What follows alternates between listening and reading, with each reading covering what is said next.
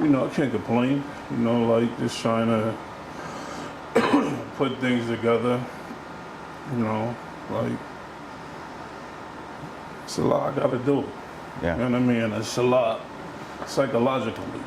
You know what I mean? To stay healthy, to get back focused, to get back to where it's supposed to be. Yeah. You know what I mean? Like, but I recognize it. You know what I mean? So everything else is just, it's over because the process has already started. Yeah. You know what I mean? That's just another form of withdrawal, but it's a physical withdrawal instead of a drug withdrawal because you put yourself in a routine to the point where your body gets in control, and that's through pleasure. Yeah. You know what I mean? Like you want to go to the telly, you want to go to dinner, you want to go to the beach, you want to do, etc. Just healthy things. Yeah. But we just have to have a balance with us. Yeah. You know what I mean? We have to have that balance where I'm taking care of all three prongs. So in the process of me calling myself relaxing, you know what I mean? I'm like I'm putting my body back in control.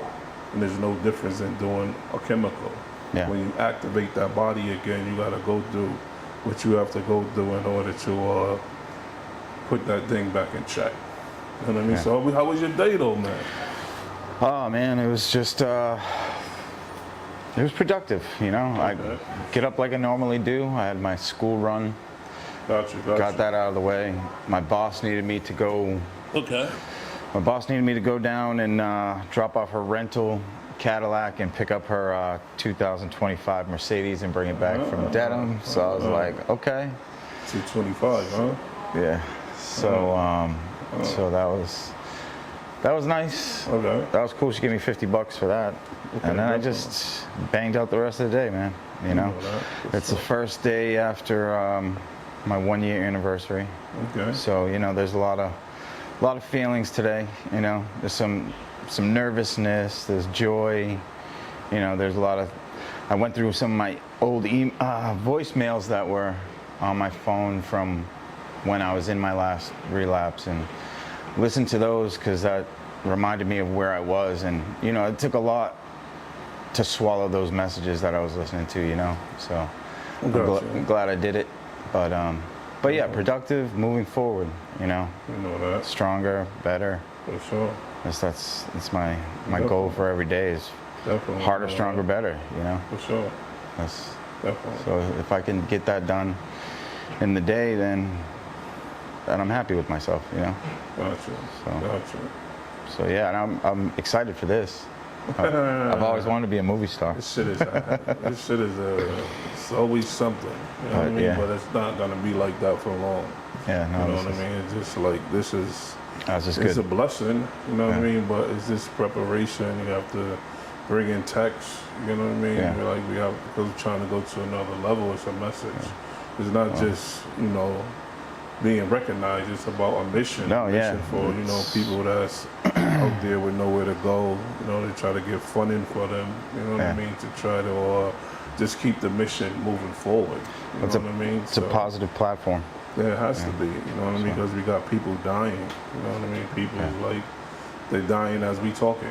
I know. You know what I mean? And that's very important because it is what it is. You know what I mean? So I was just watching some history on addiction last night. You know what I mean? In the 1700s. You know what I mean? The Indians, the indigenous Indians, was the first ones that had a chemical problem. If they sat around and created the circle.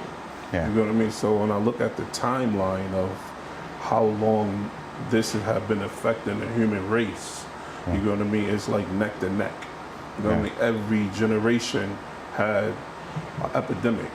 You know what I mean? So we went from the epidemic of alcohol, and then they had the opiates, and then they had the coke. You know what I mean? And then it just reversed itself. It just keep going and going and going and going. You know what I mean? So it's like, it's a serious mission. It is a mission. And then you got people fucking playing with the money. Yeah. You know what I mean? And as soon as I seen them get involved in shit, I knew it was fucked up. Yeah. But now you got your investors coming, and you got some investors that's really sincere. You know what I mean? That's really care about the mission.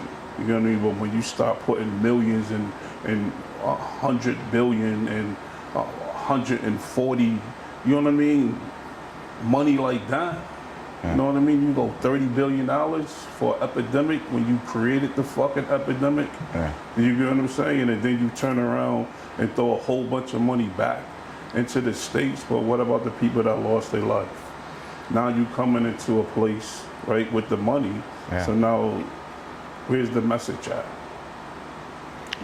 It's nowhere to be seen, you know? So the path is changing. You know what I mean? And some things can change for the better, and then some things can get worse with the change because nobody needed your help. You know what I'm saying? People was getting jobs, college degrees, buying a house, having families, getting married with no help. Self-sufficiency through the group, through sponsors, through doing the work, doing and etc. So now you come in and you change the narrative, which to each his own. You know what I mean? I'm not knocking that, but I'm just saying the people that need the funding, the people that need the help. Because when I made a bad decision, it takes time for me to get better. You know what I mean? And that process has to be respected because there's no shortcuts. There is no shortcuts, there's no for sure. Shortcuts whatsoever. So, we ready? We ready? The other hand was shaking, right? But I seen your face, and I was like, should I screen you? You know what I mean? But then I just seen like the fatigue in you, and I just said, nah. My intuition was like, nah, leave him alone. You know what I mean? And I seen you like barely make it up the stairs. Now look at you. And what had confused me was that you had just came. So I'm thinking that you was cool because of where you just came from. You know what I mean? So I'm thinking that you had everything balanced and everything was good. You know what I mean? And then you were still struggling.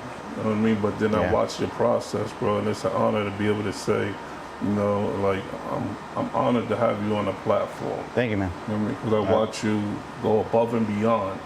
You know what I mean? To do everything you have to do the right way to be where you at right now. So why don't you qualify yourself to the audience that's checking us out?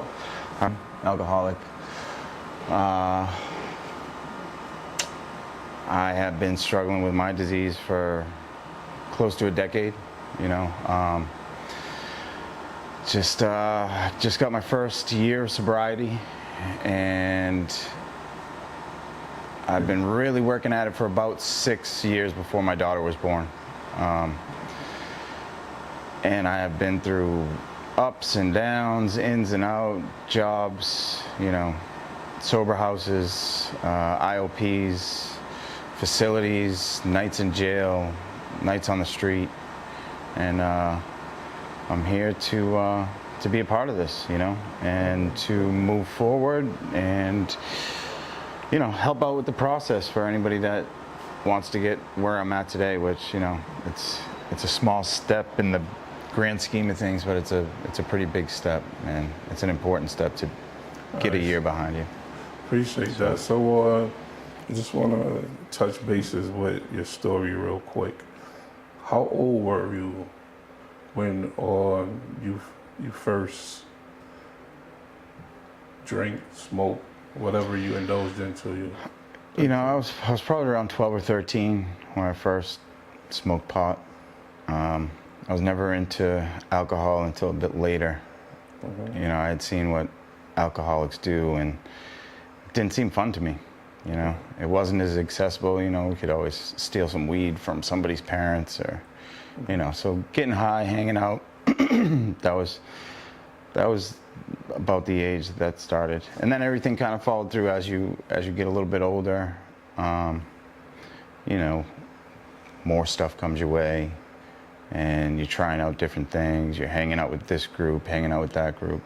So it was just, you know, I was really just a pothead to begin with. You know what I mean? So did that affect you? I don't mean to cut off your wisdom, but I just want to follow your story. When you started experimenting with marijuana at a young age, Yeah. did that affect your behavior? Did that affect your school? Did it affect? Oh yeah. I mean, Okay. it affected me playing sports. All You know, I couldn't shoot the basketball. Gotcha. I couldn't hit the baseball. Okay. You know, it definitely affected my schoolwork. You know, because number one, the thrill of going out and getting high, you know, seemed to be better than sitting in the classroom Okay. learning what I had to learn. I mean, I was still a decent student, but a lot of that was just kind of getting all my work in by the end of the week and barely making it by. I mean, I held some good grades and stuff, but definitely affected what my potential could have been, for sure, you know. Okay. And it stunted the growth of my mind, for sure. The progression, because we look at the behavior on excuse me, we look at the behavior on DEK. So we follow the progression, right? Yeah. Your progression at 13, how long was that run and what did it turn into? You know, it ran all the way until last summer.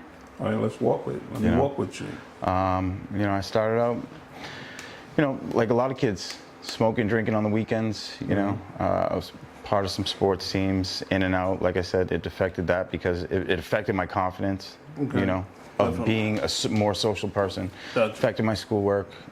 It was still the fun thing to do. It affected my behavior. You know, and it wasn't long before I figured out that you can make some money doing it. Okay, so let's follow that journey. So, you know, I was from Dorchester. Around 13, I was in the suburbs. My mom had moved us out of the city, and those kids out there were a bit slower than I was because I was from the city. Yeah, you know? sure. So I brought, you know, different tricks out there and different things. And What was you bringing out there? you know, weed, a lot of weed. Okay, You know, so I'd get it was hard for You you were know selling weed. Yeah, I was selling weed at the beginning. Gotcha, You know, then it got into like, then you started meeting like the older kids who knew this person and that person. So it was like, oh, if I know this kid, then I'll get to know this dude, and maybe he might front me some of this or some of that. You know, so it was just a progression of like stepping up from, you know, just selling some weed, selling some acid, selling some mushrooms. Okay. And then eventually I moved back up to the city for high school. All right. And I'm from Dorchester, and there's a lot of things that go on in Dorchester, you know. that. And I got into some deep crowds there, and next thing you know, Let me back you up. yep, go ahead. Deep crowds. We want to know the behavior. The hustlers, you know what I mean? The Gotcha. pushers, you know, people that. Was you, not to cut you off, was you a part of hustling, or was you? Yes, I did it on my own, you know. What we selling now? We're selling weed, we're selling coke. So you pills. graduated from weed, Yep. and you went to coke, Yep. and then Pills. now you're in pills. Yeah. And how old are you? By then I'm probably 16 or 17. 16, 17? Yeah. Okay, So now this is 3 years later, you know what I Okay. mean? And I'm still doing pretty decent in school. Okay. You know? And then a big thing happened in my life. I met my dad out of nowhere. He had left when I was born, basically. I moved out of the city again. Met my dad, which was, you know, its own deal. I still came back to the city. Still, you know, like I wouldn't call myself a big time drug dealer. You know what I mean? I was making some money doing it. I was also productive doing hardwood floors since I was about 15. So I was productive, you know. And I met my dad, went out, lived with him for a little while. Didn't work out. High school was coming to an end. Where did you move to? You say you I went out to Marlboro. Marlboro. To stay with him and my brothers, Okay. who I just met one day randomly. Okay. I just had 3 Puerto Rican brothers and a whole Puerto Rican family, and it was Gotcha, like, gotcha. okay. So at that point I was 17. I went out to Marlboro, switched schools from Cambridge, went out there. Things didn't work out with my dad. You know, he was just trying to be a dad when it was too late. You know what I mean? So what he was trying to give you structure? Not. I mean, there was some structure there. There was some. He was trying to force the "I'm your dad" thing when I felt like I was a man already, and it was too Okay. late for that. You know what I mean? So you already came into your own. Yeah. I mean, he was. You know, he was Gotcha. smoking weed with me. You know what I mean? Gotcha. So, Gotcha. and then, you know, obviously, You know, I dabbled in drugs and weed and alcohol, and I had ended up not getting along with my dad, and so I quit high school in the 12th grade. Okay. And I'm just gonna get my GED. Okay. You know, it made no sense transferring back from one school to another and all that. So Gotcha. I got my GED, and then, you know, I met some people that were for real. With What you mean for real? like connected people. Just for the audience, Connected to the cocaine scene. Okay. You know what I mean? We're talking large quantities. Large quantities. Okay. And, you know, guns around. You know what I mean? Okay. All that kind of stuff. And so I figured out that if I was cool with them, you know, like, they would kind of protect me. They were people that my dad knew growing up. So it was like, oh, that was so-and-so's son, you know what I mean? Gotcha. So I felt good. And I would take what I had and go into town to the rich kids. Okay. You know what I mean? So what are you taking? I'm taking coke. Cocaine. It's coke. I never went anywhere. Cook up what? Powder. I never cooked anything, never sold crack. I don't even, you know, never even seen how to do that, you know? Gotcha. But I knew that the gay guys and the rich kids in the city were safe. Please be careful how you say gay on this platform. Oh, sorry. You know, we're not trying to get I have a lot of homosexual friends, you know, but they like to party. You know what I mean? So, and they were safe. It was a safe crowd. It wasn't like sitting in the corner on Blue Hill Ave or sketchy places where things happen. You know what I mean? It was like they have money. They just want to party. It was safe. Nobody's calling. So what is the average night of hustling for you looking like? You know, getting up, going, sanding some floors, coming home, playing some stickball. I'm like 18, 19, you know, playing some stickball. How much you bringing in? How much money? Yeah, that's what that's the question. I mean, at the beginning, I could make $500 in a night. All right. You know, that just on. And plus work. And plus work. Okay. You know, so I was, for me, for an 18-year-old kid, that was pretty cool. Okay. Anyway, so my grandmother started to notice, you know, that I was running the streets. That's what she used to call it. She was like, listen, you know, you gotta get out of here or go into the Army. So I was like, I'm gonna go into the Army. So I went, dropped everything, cleaned out my body, started running, and I went into the United States Army, and I signed up for the National Guard, you know, which I wish I had gone regular Army at this point, because I would have been gone a longer time, you know. So I did, I don't know, 9 months away from home, living in Oklahoma, living in South Carolina. Came home from my training, and I was sharp, super sharp. I graduated down there with honors from my basic training, top of the class. I came back home, and now I had a uniform on. So now I kind of had a shield. I was like, well, the cops aren't going to stop me, you know. I'm on their team, you know what I mean? So you're getting into the manipulation stage. Right, here we are. Now I've got a car. Now, you know, I'm meeting this chick, that chick, running around to this party, this bar, that bar. And that went on for some time, until, I don't know what it was, but it was just, I got to get out of Boston.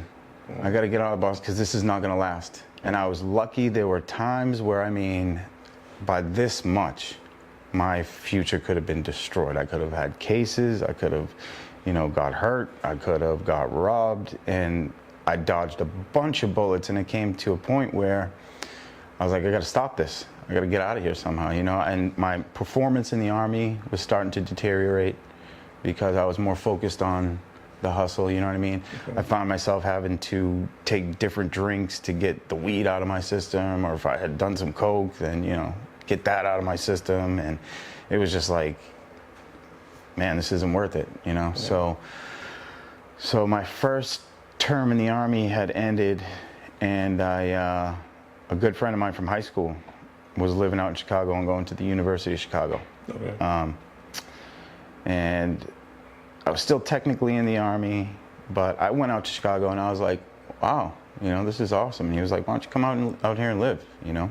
And so that was my opportunity to get out of Boston, because I'd always just felt like Boston was just, I'm from here, it's home, but it just it was bad for me, you know. So I got out to Chicago, lived out there for maybe about a little under a year, and I had a good job. At the end, I had my own apartment upstairs from my buddies. I got my bartender's license. You know, I was 23, going out to the crazy bars and friends, and you know, I had my little hoopty car and just living the dream. You know, and I had this this girl that I had met in the Army. She was in Iraq, and I had a lot of feelings for her. She came back from Iraq. She got stationed out in Salt Lake City. It was like, you know, let's spend New Year's together. Went out, Salt Lake City. She had a 6-month-old kid. Now I'm about 23 still. 2006, 2007. And we were like, all right, you know, let's do this. I'll move out to Salt Lake City with you. And we'll, you know, raise this little girl, you know. So I don't mean to interrupt your story. I just want to ask you a question. Yeah. Because I'm following the progression of the drink, the smoke, the hustle, and you know, so what was your levels like? How much were you consuming at this time? Not that much. Okay, so you know what I mean? It was more on like I was addicted to the money. Okay. Do you know what I mean? The money kept me focused. The money and the adrenaline of getting to this person at that time, getting to this person at that time, getting home at the end of the night and counting my money. That was it. Along the way, there was lines, there was drinks, there was nights where I came. It's functionable. It's very functionable. Right, you know what I mean? Still getting up, going to work, still doing what I need to do. Okay. Chicago ended it. Gotcha. You know, Chicago really put all that hustle, but I kind of held on to it because I gave the numbers to somebody that I knew, introduced them to that person, and was taking a little bit off the top. Gotcha. You know what I mean? From across the country. All right. So now I'm in Salt Lake, and we get married, you know, and I don't know, the relationship started going bad. I started to go to the bar, and I didn't have that hustle anymore. You know, so when my problems arose, I found myself at the bar, drinking whiskey, talking to the guys, you know, or at a buddy's house after work, you know, drinking. And that drinking, you know, it's still not a big problem. Are you drinking liquor, beer? Yeah, beer. No beer, actually. No beer. No. Just hard liquor? Just hard mixed drinks, you know, but not enough that I couldn't get home from the bar. Not enough, you know, I probably shouldn't have been driving, but not enough that I was, you know, that I was physically addicted. Okay. That went on for a couple of years. We moved back to Boston. Me, the woman, the kid. Here comes the hustle again. Now I'm back in the Army again, you know. That didn't work out for long because I was making bigger money, you know, and that the relationship deteriorated. Okay. One second. Yeah. You was making bigger money when you came back to Boston. So you was still in the National Guard. Yep. You was still scrambling. Yep. You was in a new relationship. I was not in a new relationship. I was in the married one. She had never seen that half of me until we came back to Boston. So you got married when you was up in Utah? Yeah. Oh, okay. Yep. Gotcha. All right. Yeah. So got married out there and came back to Boston. And it wasn't more than maybe 2 years where it was just like she had noticed what was going on, you know. When you say notice what's going on, she knew I was hustling. You know what I mean? And still not in the progression of any grip. You were just I was drinking. I was drinking. You were just drinking. I was drinking a lot more. You know what I mean? The drugs really never did much for me. You know what I mean? Because I just saw it as money. It was like I'd rather get that money than anything. So. But then it was like, next thing you know, I'm on the dart team. I'm at the bar 3 nights a week. Gotcha. You know what I mean? Her and I are fighting. I'm at the bar around the corner. Now I started feeling it kind of creep in. You know what I mean? Gotcha. But, you know, a couple months later, when the relationship got bad, the drinking got worse. You know, so problems. When you say worse, just pause for a second because I want the audience to be able to follow when you say worse, because we're going somewhere with this. Yeah, okay. When you say get worse, so your consumption, like you go from what was... Instead of having, say, like a couple of drinks at the bar and then coming home and having a couple nips, you know, going out, having a cigarette and a couple nips, it was, I could now at this point polish off a fifth. Okay. You know what I mean? Like I was a I was a drinker now. Gotcha. You know, and I was like a professional drinker. I drank scotch. Gotcha. You know what I mean? I didn't drink. If I was drinking a beer, it was a chaser. So did you at any given point did you ever witness, like, within yourself, how you went from a little amount and then you just jumped? Not at this point. So you wasn't conscious of the jump? Not at this point, no. Okay. Gotcha. No. Because it didn't start to affect me physically. I got caught smoking some weed in the Boston Common when I was like 17, 15, probably about 15. And a cop brought us over to an AA meeting. And that was the first AA meeting I've ever been to. And I was like, this is crazy. Like, this can't happen. You know what I mean? These stories that people are telling, you can't do that off drinking. You know what I mean? So that from, you know, the 10 years ago when I was 15 to now I'm like 27, that was still the thought in my head, that it was just bananas. I had no idea about sober houses. The seed was planted. I had no, you know, but now I'm 27. Yes. And I'm like, and I remember vividly her coming up to me one day and saying, "You think you have a drinking problem?"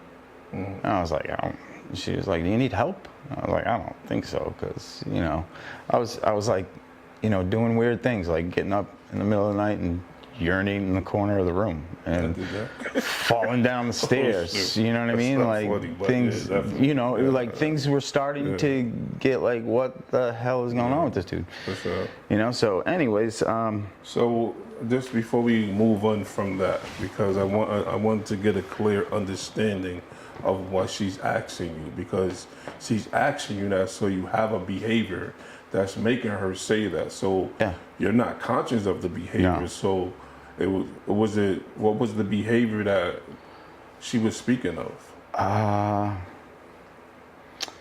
You know, I wasn't making it to work on time. Okay. You know what I mean? I wasn't. I was out in the street a lot. I got you. You know what I mean? Like, we grew apart. Yes. Because I was going over to Pete's and dropping this bag off and drinking some whiskey with him instead of, you know, like, even my hustle fell off to the point where it's like, I can't go out past 1 o'clock in the morning right now because I'm too drunk. Gotcha. You know what I mean? So it was like, you know, and I'm sure, see, there's a lot of things that are still a haze from when this starts to take hold. You know what I mean? Because, like, those nights that I don't remember. You know what I mean? The things that I said that I don't remember. You know what I mean? I'm sure that wasn't the person that she, you know, that we started this relationship, all adventurous and young and, you know, looking forward to our future. That, you know, those ambitions were starting to go down the toilet. You know what I mean? And that created tension. That created resentments from her, I'm sure, from me, you know. And so then that whole thing collapsed. You know, there was stuff that went on, and, you know, we tried to fight for a relationship, blah, blah, blah. And, you know, I was really attached to that little girl. You know, she was my daughter. She called me dad. Okay. You know, from 6 months old to 6 years old, you're dad. You know what I mean? Like, so when that all fell apart, I ended up moving back to Dorchester. I was originally in Cambridge, at our house in Cambridge, but I moved back to Dorchester. I went back and forth from Salt Lake City trying to save it, you know. Divorce came. She never talked to me again. I lost the kid. This is where the physical addiction, I think, starts. Okay. You know what I mean? Because now I'm on the stoop. Gotcha. I'm doing floors. My hustle is whack. Gotcha. You know what I mean? It's like something here and there. We're back down from making $1,000 to $2,000 a night, back down to making $200. Gotcha. You know what I mean? Everything is just, I had no purpose. Yes. Gotcha. You know, I was depressed. You know, I was isolating myself. I had nothing. I had no purpose. I had a broken life, and I felt like it was all my fault. So I drank. I goofed off on the stoop because I knew it was safe. I wasn't driving anywhere. I think my car was parked in the backyard for 6 months, you know, just doing nothing. Gotcha. And I don't know where I found the strength, because I was certainly in shape to go to a detox at this point. Gotcha. You know what I mean? I mean, I'll tell you a real messed up story. Right across the street from me, there was a sober house. Ooh. It's always been there. Wow. And I used to sit there, and there was a sewer right across the street. Okay. And I'd be like, look at these sober Sallies. I call them sober Sallies, you know?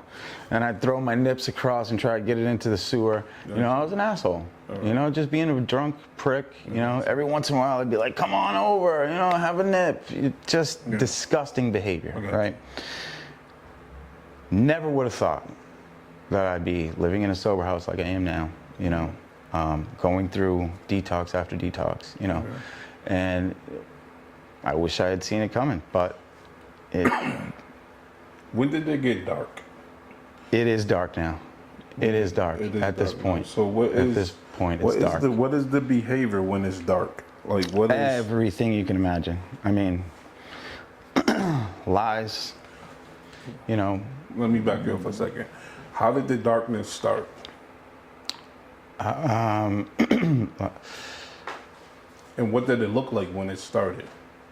Because you go, let me explain it to you to help you see what I'm saying. You go from getting money, working, getting married, in the service, you're doing your thing. Now the progression is there because that's the progression. You know, because now you're doing more. Your tolerance is higher. Your brain is switching. You know what I mean? So now there's a blockage in your brain. You know what I mean? There's a blockage. It's not flowing properly. No. So now the behavior becomes dysfunctional. Did you ever at one point see, okay, did it ever come to you like, this is bad? how did it start? Yeah, I mean, I just noticed drinking all day. You know, it was the fact that I hated myself. You know what I mean? I had no purpose, and so that just led to the I don't give a fuck. So I'm just gonna sit here and drink because you know, living here with my mom and my grandmother, like, for the time being, they're gonna let me just sit out here on the stoop and drink. So I'm just gonna walk down to the liquor store and walk back, walk down to the liquor store and walk back, get enough money to get more liquor and get enough money to get more cigarettes, and that was, you know what I mean? No friends. You know what I mean? I mean, buddies that would pass by while I was on the stoop, people that would walk up and down the street, you know, but nothing. It was just, this is the darkness. This is where the darkness happened. Now, somehow, some way, I managed to creep up through this darkness. I don't know. You say creep up. What creep do you mean up. by I started to say to myself, I got to get off the stoop. You know what I mean? I gotta pull myself together here. And so I reached out. I got more involved in my work, which was hardwood floors. You know what I mean? I was working for different companies. I put myself out there to work. And so good things started happening. You know, I had gotten back into a circle of friends. You know, there's circle of friends where there's still liquor involved, but I hadn't gotten to the physical point where I needed a detox. Mentally, I was definitely there. But because I got myself to feel more successful, I got some confidence back. I had some friendships back. You know, like I wasn't just sitting on the stoop. I had my car back on the road. You know what I mean? I was hustling a little bit. I met another girl, and she really, you know, she changed the way that I looked at things, and I straightened up. You know. So you just went straight, gradually stopped. Gradually slowed down. Never stopped. Never stopped drinking. Never stopped throwing a little coke up my nose. Never, you know what I mean? Never stopped smoking weed. You know what I mean? But it's back to a point where I'm a functioning alcoholic. You know what I mean? I'm not doing stupid stuff. I'm not driving around city drunk. I'm not, you know. And this girl is like, got me thinking, okay, I'm gonna change. You know what I mean? Because I'm falling for this life, you know what I mean? And there's hope.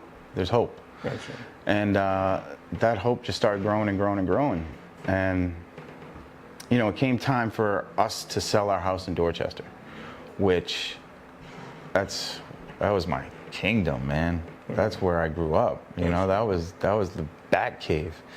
And I had my brother hustling with me, my little brother. All right. So you back to hustling? I had him hustle. I was always still hustling. But if you giving it to somebody, you're still hustling. Yeah, I'm still involved. You know what I mean? I still was involved, and and I could see something in him that was different than me. Okay. Like I have an addictive personality. I think that everybody with an addiction problem can fairly say that they have an addictive personality. You know what I mean? But his addictive personality was getting him into stuff that I had never crossed into. Right. You know, I didn't know it at the time, but he had gotten himself into heroin. He had gotten himself into, you know, smoking coke or doing crack, and those are things that I never did.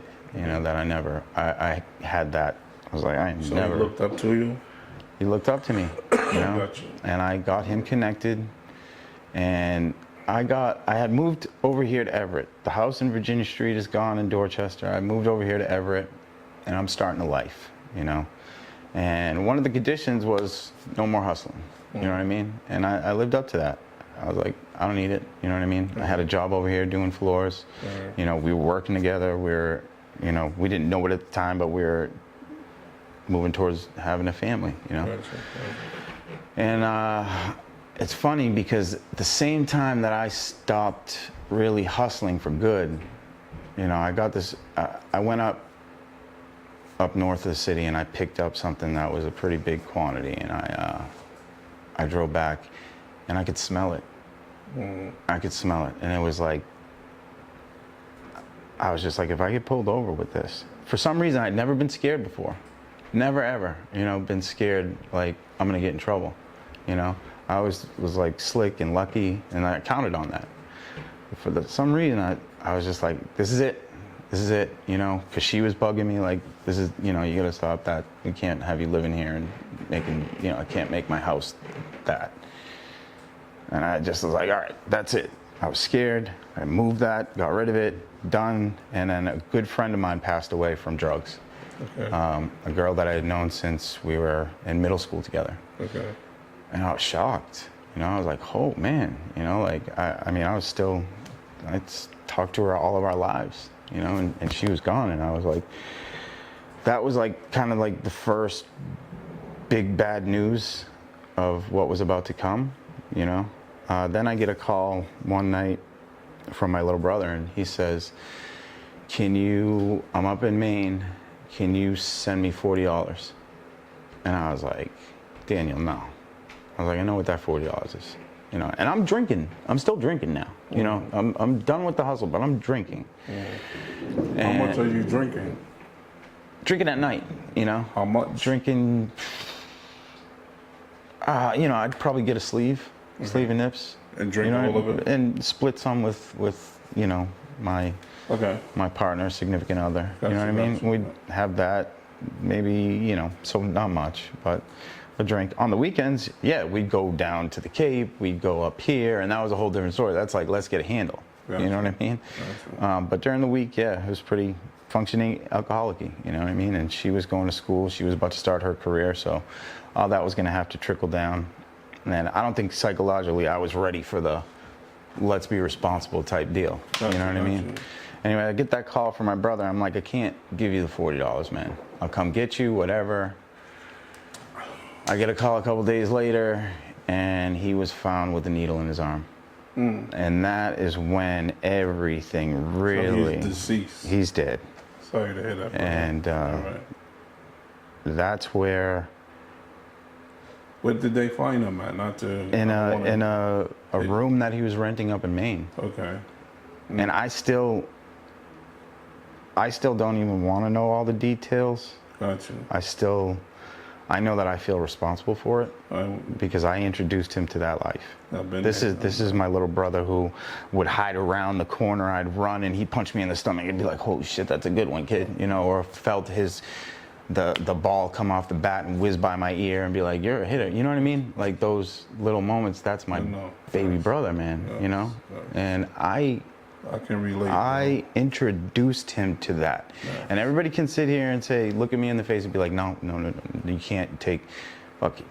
Yes. Yes, I can. Yes. Yes, I can, because I did that.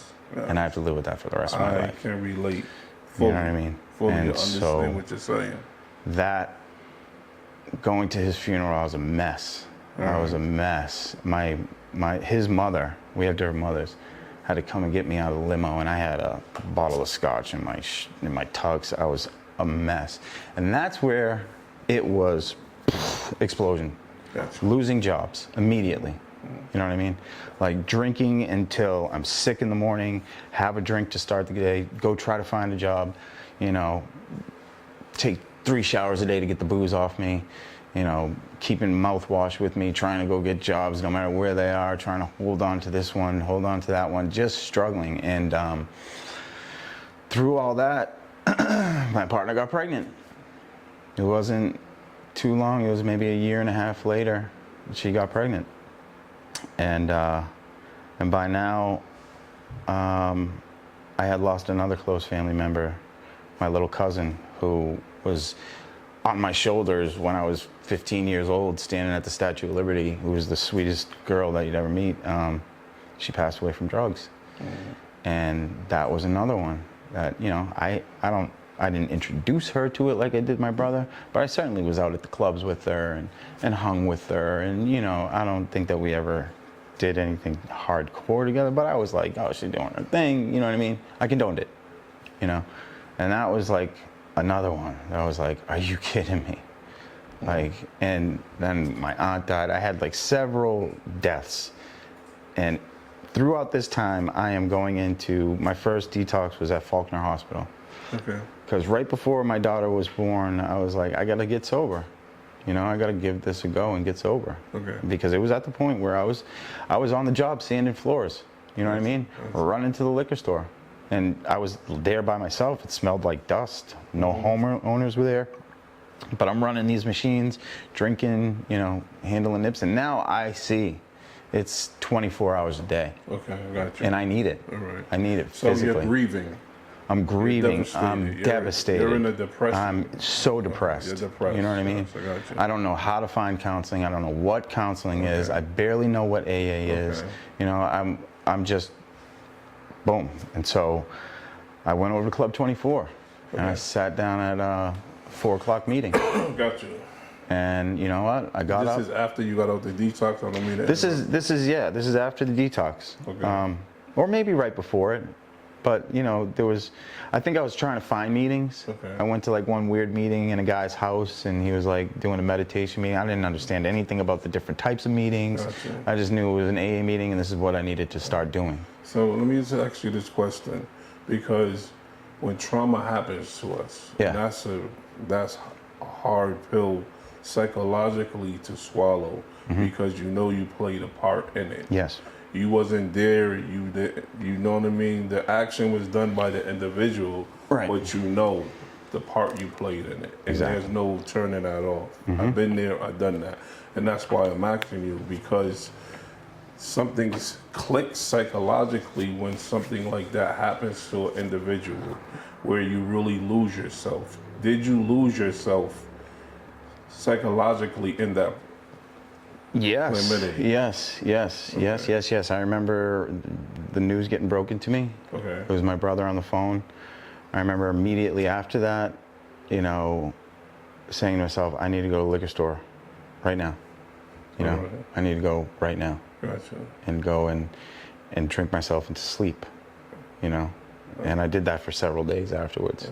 So where's your spirit at in this time? Like, how You know, you I gotta perceive- tell you that my spirit is still, I've always been a positive person, you know, that's something that was instilled in me. So there was still some little beacon of positivity, Okay. you know what I mean? Gotcha. But for the most part, I'm broken in every way, you know? And now I don't know where to go, what to do besides drink. What do bitterness mean to you at this time? Bitterness, oh, I mean, I was bitter towards everything, everybody, you know? I mean, even if you were trying to do me good, it was a fuck you, fuck this, fuck that, Yes. you know? And it was just angry. Yes. Angry, taking it out on people that didn't deserve it, you know what I mean? Just doing spiteful, mean things, Gotcha. saying spiteful, mean things on social media about people, blowing, like, ridiculous things that, I mean, because now I'm going into having all these feelings that you would naturally have as a sober person, and now I'm multiplying them by 1,000, you know what I mean? And just because I'm drinking, it's coming right out of my mouth. I have no shame. You know what I mean? And you know, embarrassing myself, getting called out, having people mad, losing phone numbers, you know, just starting trouble with people I haven't seen for years. You know what I mean? Like whole communities of people that I would just see and be like, I'm gonna make your day bad. What did fatherhood look like? This is before fatherhood. This is before fatherhood. Okay. And then, you know. Hold up. Let's back up for a minute. You said you was drinking and you had a baby on the way. So this happened before. This is between my brother dying and me learning that I'm going to be a father. So this is I'm already. Also, you learned.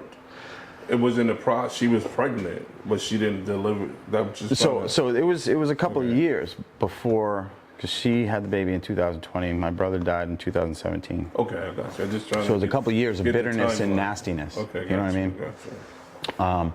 And then when she got pregnant, I was like, all right, you know, we fixed up the house. I got a more steady job.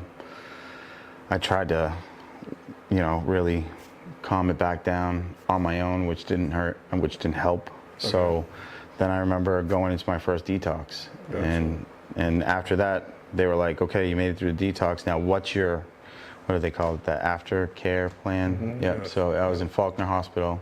First time I had been with IVs in me and all that. Scary, you know what I mean? Everybody's got my back though at this point, because they're like, he's trying to get help, you know what I mean? So I got the wind at my sails and I'm like, okay, all right. I get out, go to some AA meetings. Next thing you know, I'm drinking nips in the bathroom at the AA meeting. You know what I mean? At drinking the AA meeting? At the AA meeting. Man, you know? bro. I'm drinking nips before the meeting. I'm drinking nips after the meeting. I'm telling myself I'm still going to the meetings, still going to the meetings. Now, we've already had problems because of the drinking and the things that I've said because of the drinking. Now I have a kid, you know, now the pressure's super on. And now I'm going through detox, after 2 months sober, after 30 days sober, after a week sober, I'm back in a detox. I mean, I can't honestly sit here and tell you how many times I've been to a detox. I know it's over 10. That's all I can tell you, you know, and for different lengths of times. Sometimes I walked out, sometimes I stayed, you know. So that went on for years. I mean, how many years? 5, 6? It's been going on my daughter's whole life, which she's 6 years old. She's 6. And this is the first year of sobriety that I've had. I mean, I've had lengths of sobriety. I've had up to 9 months. I've had 6 months, at least 2 times, maybe 3, but 5 months. I've had 4 months. I've had 3 months. I've had a month here and there. So it wasn't like I was just, I've been fighting, you know what I mean? And getting kicked back down and trying a different way, trying a different sober house, trying an IOP, trying to stay in longer, trying, you know, CSS, you know what I mean? Like doing all these things. And I just, everything started to get worse. We'll talk about progression. At first it was like, you got a problem, you got to go to detox. Next it was like, you got a problem, we're calling an ambulance, we're having somebody come in and talk to you from every police department about, you know, family and stuff like that and the things that could happen that alcohol will do with you. Okay, now we're going to go to an outpatient detox downtown, you know, add care, and you go there for a couple hours. Now we're doing all these things, right? Now after that it turns into you're kicked out of the house, okay? Now I'm kicked out of the house. I got a ladder up against the window. I'm trying to get into the house. I fall off, smash my face. She gets a restraining order, you know. I spend a night in jail, you know what I mean? My car's broken on the side of the street. You know, I have to make up this lie to get into a psych ward because now I'm in a, you know, I'm in a sober house and I'm like drinking at the sober house and everybody knows it and it's just a matter of time. So I'm like, I'm gonna call the hospital, tell them I'm gonna kill myself, right? This is how crazy it is, you know? That time I had told somebody at the hospital, at the ER, that I was gonna kill myself. They brought me, put me in a room that was just empty, like I wasn't chained to anything, but I had nothing. Then I had to go to a psych ward, you know? Went from the psych ward to a dual diagnosis program. From the dual diagnosis, went to sober house, you know, got a decent job pumping gas, like a feel-good job, whatever they call those, you know. And this is where the table started to turn from now I'm really trying. Yes. Now I'm really trying. I'm like, the worst of the days I think are behind me, but they're not. You know, there's still one good punch in the gut that I'm gonna get, you know, but I'm learning, you know, I'm learning about the program. I'm learning about reaching out. I'm learning about telling my story and listening to other stories and being accountable. And I'm not good at it. You know what I mean? I'm not good, you know? But I'm learning at being sober for months at a time and tasting like success and tasting, you know, hey, I'm responsible. I'm making it to, you know, I'm pumping gas, but I'm making it on time, you know? And things are going real good. So I moved back home, you know? And then, and my aunt, who's like my sister, I get a call and I'm right by 9 months. This is about as far as I've been. I'm back at home, 2 jobs. I'm working as a taxi driver, working at the gas station, helping the guy at the gas station do windows for UPS. Like, I got stuff going, you know? My aunt is in Mount Auburn Hospital and she's yellow. And my mom says, can you go there and talk to her, you know? So I go, and I'm like, hey, listen, Laurie, you got to go to detox. You know, you got to go. Like, look at me. Look, you know what I've been through. You got to go. Well, somehow, some way, she got up out of bed, slipped and fell, and cracked her brain. And I had just seen her. I was at the movies with my daughter. And they transfer her from Mount Auburn down to Brookline Ave in Boston at Brigham and Women's. Wow. And they were like, she's not gonna make it, you can come say goodbye. Wow. And she was more like an older sister to me. I mean, we fought, we loved each other, we fought, we battled, you know, but she was like a sister to me, you know. And that was enough. That was enough for me to just be back in despair. You know, and then things started happening. I lost the trust of Shayna. I lost the respect of her family. I lost the respect of my family.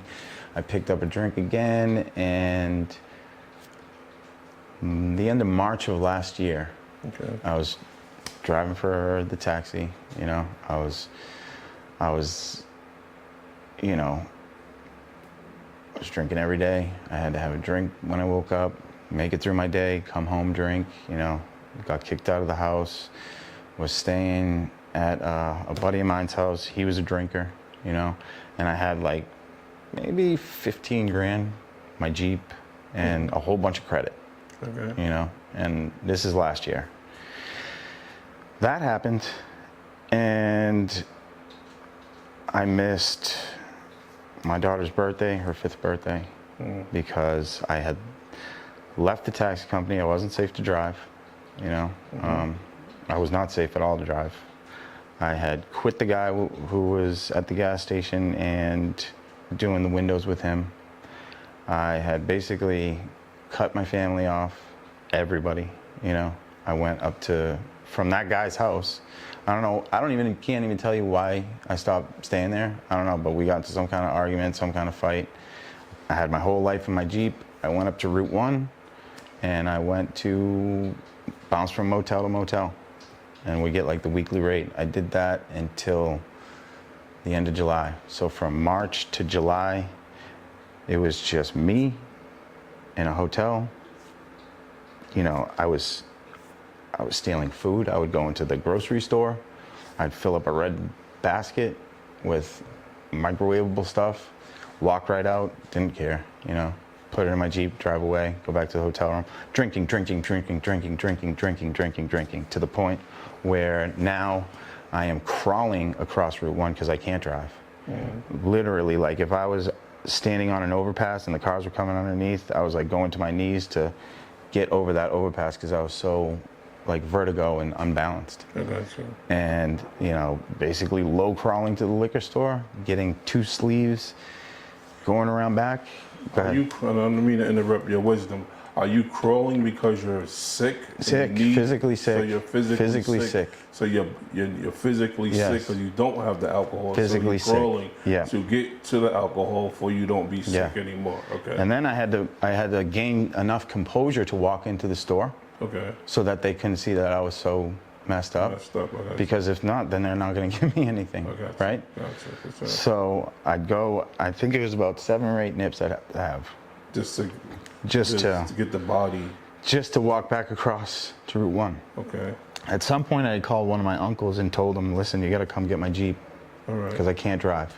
I had gotten into a little fender bender. Yeah. I drove away from that. Gotcha. Thank God nobody was hurt.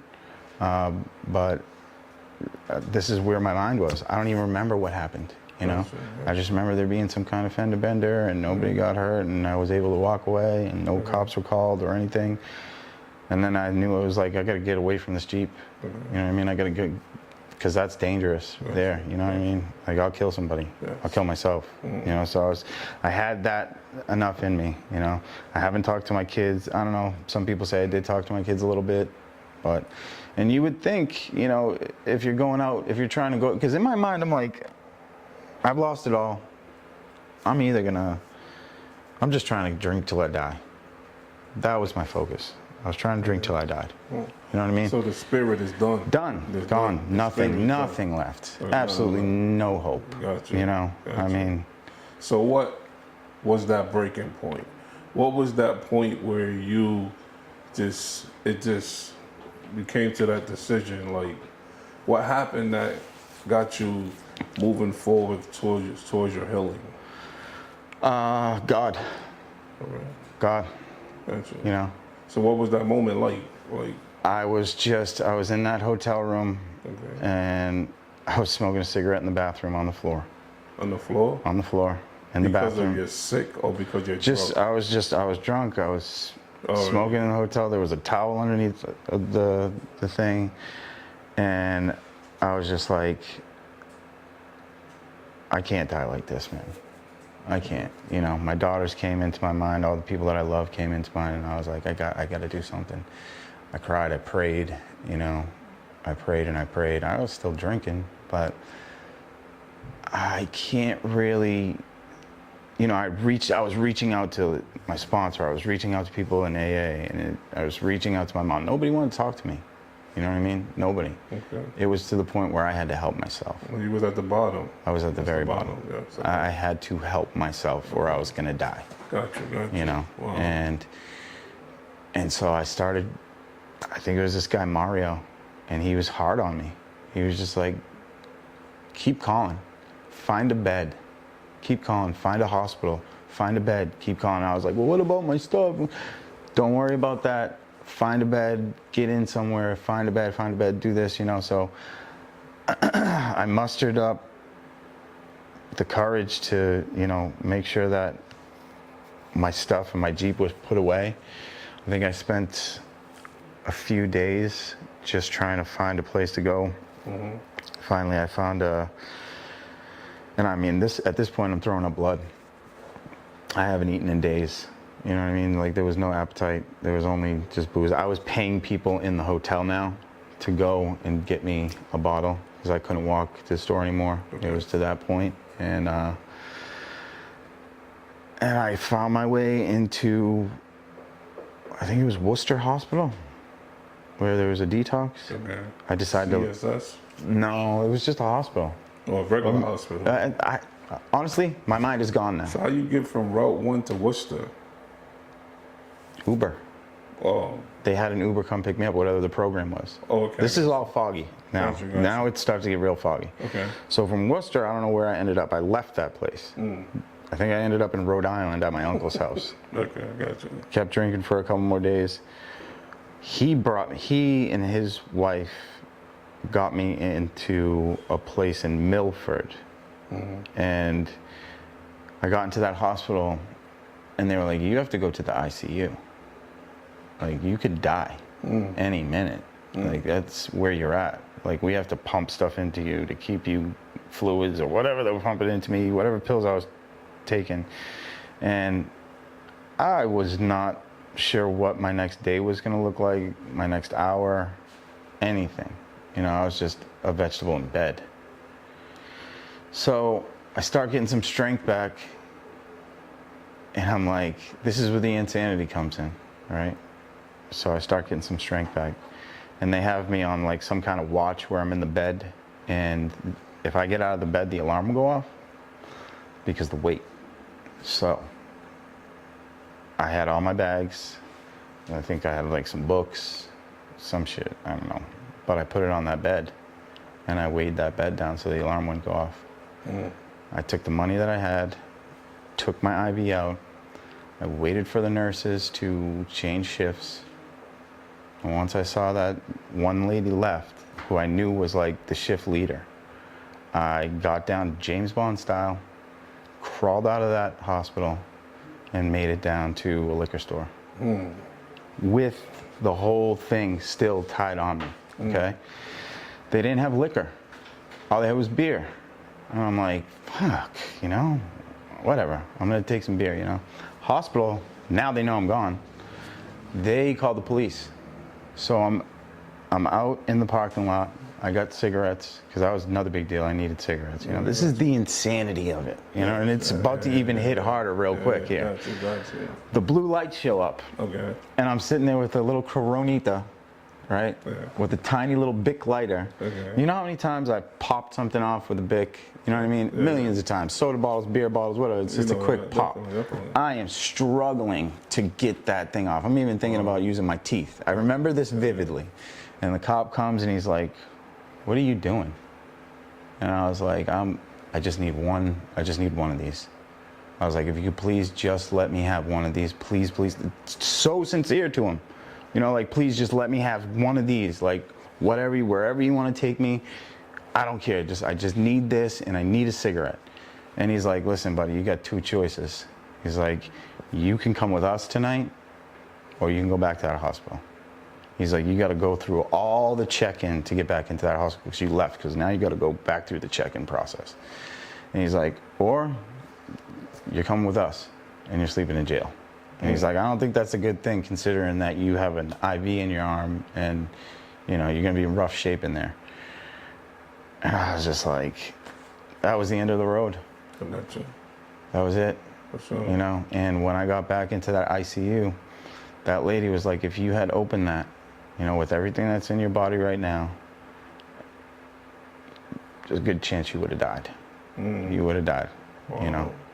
And then my uncle, who lives in Italy, he was in the army too. Look up to him very much, you know. He was like, I'm gonna come get you from that hospital, and I'm gonna bring you to a detox, and you're gonna stick, and you're gonna stay. He's like, and that's it. He's like, you know, whatever you need, you know, if I can help you financially, you got credit card bills, whatever, I can throw you some money to make sure that you don't go under. My grandmother said the same thing, you know, I'll give you enough money to keep your finances above, you know. Gotcha. You know. So question,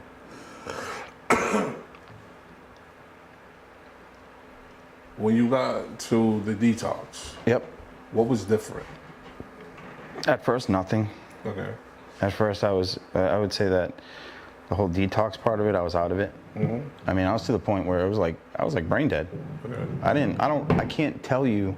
All I remember is the phone on the wall in that detox. Can't remember what we ate. I remember smoking cigarettes. I remember eating vaguely. Don't remember what the room looked like. Don't remember anything until I got out of that detox and went to the CSS. And from there, it started. Now I had about 2 weeks of sobriety by the time you get over there. Okay. And then the weight of everything hit me. And there were great people in there, you know. And I had listened in the IOP before. I had listened everywhere, but the fact that I was now out of my house with Shayna and the girls, that was a whole different deal. I was like, you know, I don't have her support anymore. You know what I mean? So now I really need to prove to her, to my kids, you know, and then it was just like my kids, my babies, you know what I mean? Once even the slightest bit of fog started to clear up, I had talked to one of my other uncles, and he was like, no matter what happens, you need to take care of those girls. It's time for you to take care of those girls. Okay. You know, your baby's 5 years old. Definitely. Time for you to take care of those girls. Definitely. Just get it together. So what change started to? You know, started to happen for you, like physically. I mean, one of the counselors who I got really cool with, she was like, I didn't think you were gonna make it out of here. Like she was checking on me every night. You know what I mean?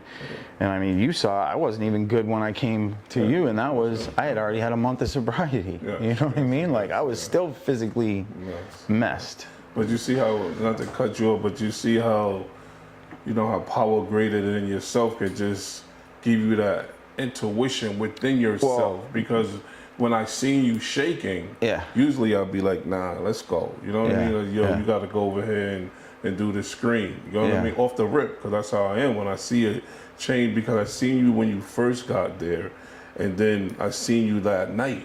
When I was going through the house though, and you was coming in, and one hand was on the, and you was shaking, and I was like, and I looked at you and I could tell you were just drained.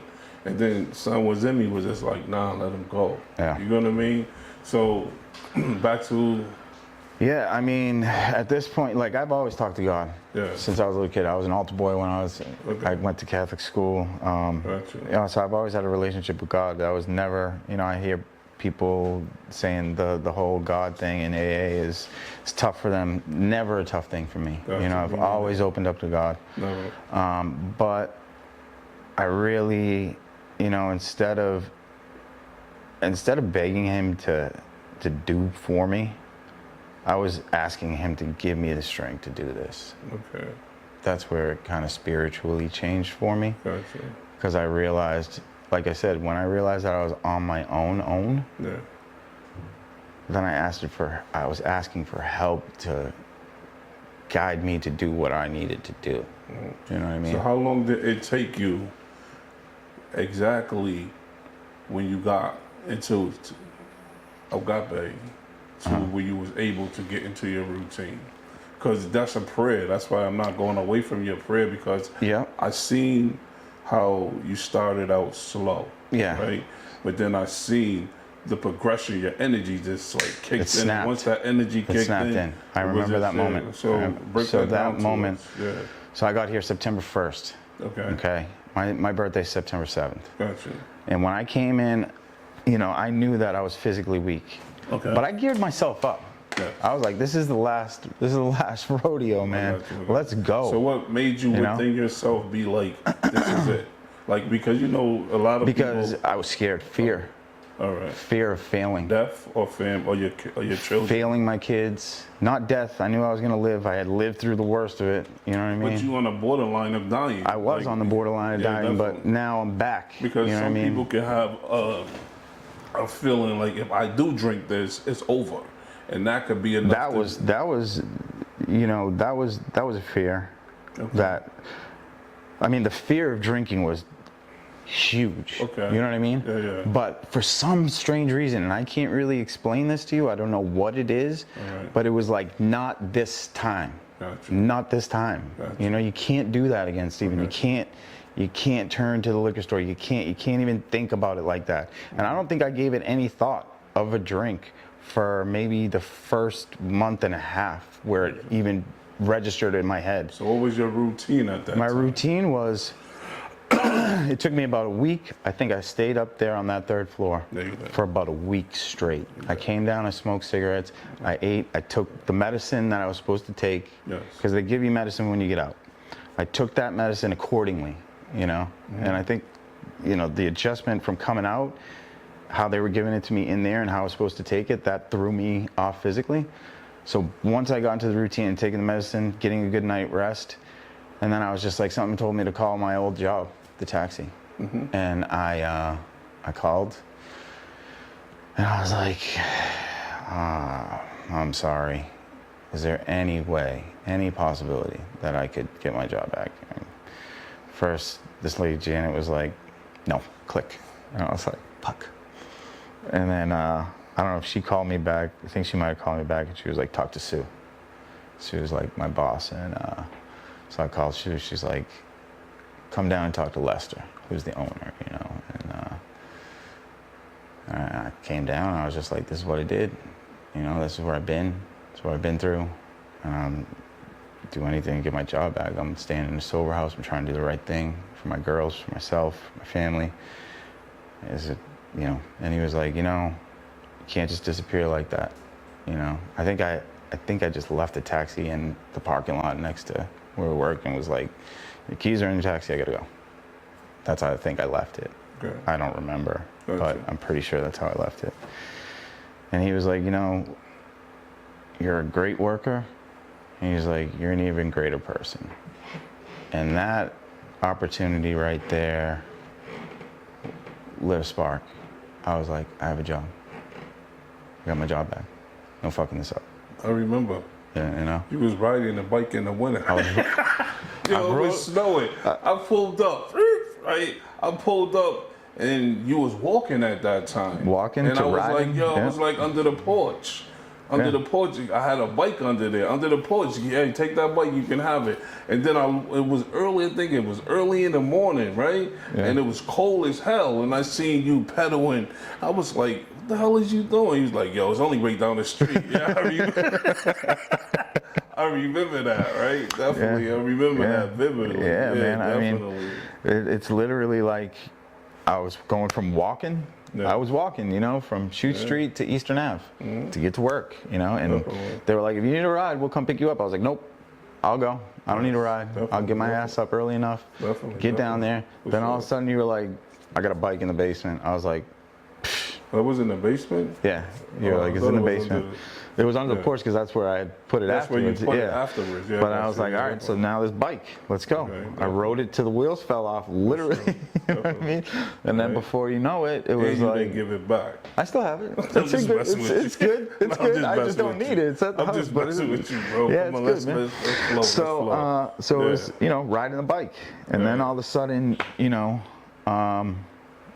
I'm going back to the family more. I'm hitting my meetings. I called my home group Okay. as soon as I got out. As soon as they got out, I was hitting meetings, man. Gotcha. That's where I knew I needed, you know, before, I think it was midway through that week when I was feeling crappy. I think it took 2 days and I was like, meeting. I called Doreen from my home group up on Crest Ave, the Soldiers Home. I was like, I gotta get back to my Monday nights, you know. So the 4 o'clock meeting, you know, the 7 o'clock meeting over at Club 24, you know, meetings, the ones that I could walk to, you know, the ones that I could ride my bike to and hitch a ride. So, you know, then I'm working back in with the family. That took a while, you know, but that, you know, there was hope there. You know that. You know, there was hope, there was love. You know what I mean? So I got my girls back slowly. Definitely. And That's softball coach now, huh? and now I'm a softball coach. I'm bringing them to karate. You know, I got a box of Girl Scout cookies from this lady at the school the other day. I'm looking into Girl Scouts. You. You know, Running marathons, huh? I just did Tell me about that, because I never really tapped in with you. So I ran. My younger cousin Leslie that passed away that I told you about. She's a New Yorker like I am at heart. Okay. She lived in Brooklyn. She went to school there. Okay. And so when she passed away, we decided, my uncle, who's the pilot, that we would remember her every year by going and running for the 9/11 Museum and Survivors. Okay. So it's been down right by Ground Zero. Well, now it's the Freedom Tower, but it's been down there for the last few years, and it was a run walk. And I missed it last year because I was going through what I was going through. But this year it turned into just a run instead of a run and a walk, and they lengthened it to 4 miles. Gotcha. And I was like, really? But definitely. you know, me and my uncle got in there, and it was in Central Park. Okay. The girls were down there to see me do it. Okay. Shayna was there, my aunt, obviously, my cousin, nephew, and we ran 4 miles. You know, I got to sign my name on a board of who are you running this for, and it was like, Les, love you, back, I'm here, you know. And I mean, like, that's just one of the miracles, man. That's just one of the miracles of, you know. Definitely. So if you had to tell we're gonna wrap this up. I'm not gonna keep you hostage. Your story got me stuck though, so I gotta let you go. If you had to tell somebody that's suffering right now, you know, that's don't believe, you know, like, because it's easy to say I have to change, but then there's a state of mind you have to be in order to change. You get, if that makes sense to you, because you in your mind can tell you it's time to change. I can't do this no more. Yeah. But then you find 10,000 excuses on I'll do it later, or I'm not ready yet, or you're bitter about something and that bitter and kicks in, and then now you're justifying not making the move to change. You know what I mean? Yeah. And it starts with, and this is something that I got from an IOP that stuck with me. It starts with rigorous honesty with yourself. And that's a deep, deep, deep couple of words. Because you got to dig deep. You got to dig deep. You've got to be honest with yourself, with your failures, with your shame. You've got to find that moral compass that everybody has, you know what I mean? Because you lose that shit out there. You lose that moral compass. You got to find that compass and find out what direction it's leading you in. You know what I mean? I cannot be specific and say exactly how you do that or anything, but that's what you have to dig for. You have to dig for, find yourself as a good person. Be honest with that good person. Whether it makes you go back to your childhood, whatever, Christmas time, you know, Easter bunny, whatever it is, that you find that I'm a good person, and then show the world you're a good person, no matter what they think of you, because a lot of people thought bad of me, you know what I mean? But to be rigorously honest with yourself and say, I did this, I did that, but I can be better. yes. You know, you can be better. Gotcha. But you got to do it yourself, and there is so much support out there. You know, I am blessed with the support that I have. I'm blessed to be here right now. I'm honored to be here, and I mean that truly and deeply. Like, I'm honored to be sitting here right now. I'm not rushing to go anywhere. I'm not thinking what's next tonight, and I don't. You know, once you get that feeling of going to an AA meeting, instead of saying I gotta be there, I need to make this. I want to be there. Yes. You know, I want to be there. I want to get up to. I want to get my 5th month chip. I want to do that. You know, I want to go out and experience things sober like other people do. You gotta want it. You gotta want it, and you gotta find it. You gotta love yourself and be honest with yourself. Because you're honest with yourself, you're honest with Ron. You know, you're honest with Bob, Dale, whatever. You know, you start lying to yourself, I can lie to you just like that, easy peasy. You know what I mean? And then that's where the cracks open. What does Steve look like in the next phase of your recovery? The next, because you just reached the year. Yeah. What does I've been given a lot of. What does it look I've been like? given a lot of thought about that in the last 48 hours. Okay. You know, how I get, what's the next stage, what's my next checkpoint. You know, and funny. Another thing too that I want to say to whoever's out there struggling, keep it simple. I did think about that.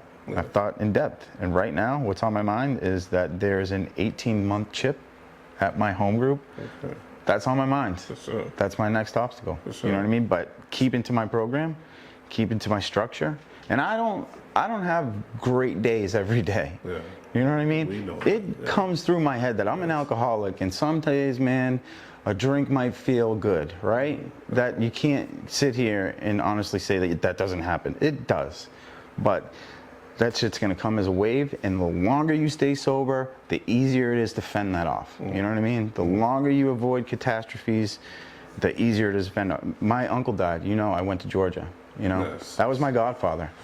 I was able, thank you, I appreciate it. You know, it was cancer, but I was able to go down there and deal with that sober, which all the other deaths, I was fixing it with a bottle. You know what I mean? So each little thing that you accomplish, you get more confidence, you know? And right now I'm focused on that 18-month chip. You know that's what's next, man. Definitely. And after that, I'm focused on, you know, 2 years and you know, my CDL coming up, you know what I mean? Still got some stuff to do with the HVAC after the CDL's complete. Hopefully going to Disney World in November. Yeah. You know what I mean? We're planning for that. You know, that's huge. You know that. And you know, watching my daughters grow in a sober mindset is so much better than feeling guilty about drinking and forgetting. Oh yeah, she did that time. You know, there's a lot that I forget. Gotcha. You know, there's a lot that I missed out on. You're tuned in though. But now I'm laser You're focused. tuned in because and I'm gonna close with this. I remember you came to the office, and I'm like looking at you, and I see signs off, and you was like, the behavior. You know what I mean? And it was something small. And I said, how old is she? Yeah. And she was like 5. I was like, yo, bro, come on, go home. Right? But you're conscious enough to know that the behavior will destroy you. Yeah. You know what I mean? The behavior is something that's overlooked. Yeah. You know what I mean? The behavior is so important with anything that a person's struggling. Yeah. If you check that behavior, success is right behind it. Yeah. And you're wise enough to understand that, and I really appreciate you stopping in, you know, Absolutely, and pulling up. And it's been a really, really an honor, you know, to see you in your journey. It's like, you know, it's like you see, it has a formula. Let me slow down. It has a formula because I want to give you your followers properly. This process doesn't need help from anybody. Yeah. Do you get what I'm saying? Because I seen them at their worstest, and I seen them just surrender. Yeah. And when they really surrender, Right. and they really just allow the process to work, they bud it like a beautiful rose. Right. Do you get what I mean? But it's a behavior that goes along with it. You have to be willing. You have to be willing. You have to be willing. Even when you don't understand it, you still have to be willing. And I seen all of the character in you when I first met you. I seen your attitude. I seen your consistency. I seen, you know, you was one of the standout ones where I'm not like, yo, you know what I mean? Like, what are you doing? Like, I never had to address your flow. I never had to even question, you know what I mean, about your behavior because you was grinding and you was focused, and it's been an honor, bro. Oh man, it's been. It's really been an honor. It's been an honor being here with you, man. Bro. You know, you've just stopping in and speaking to you on these little occasions when I'm coming in and out. It helps, man. We had a long road. And I appreciate that. You know what I mean? Long road. And I said we're gonna tap out. All right. Thank everybody that tapped in with us. Please hit that like and subscribe button. DK to the fullest. And we thank our guest Steve for coming through. Thank you. Have a good night. That's a wrap. We got some flowers for you, man.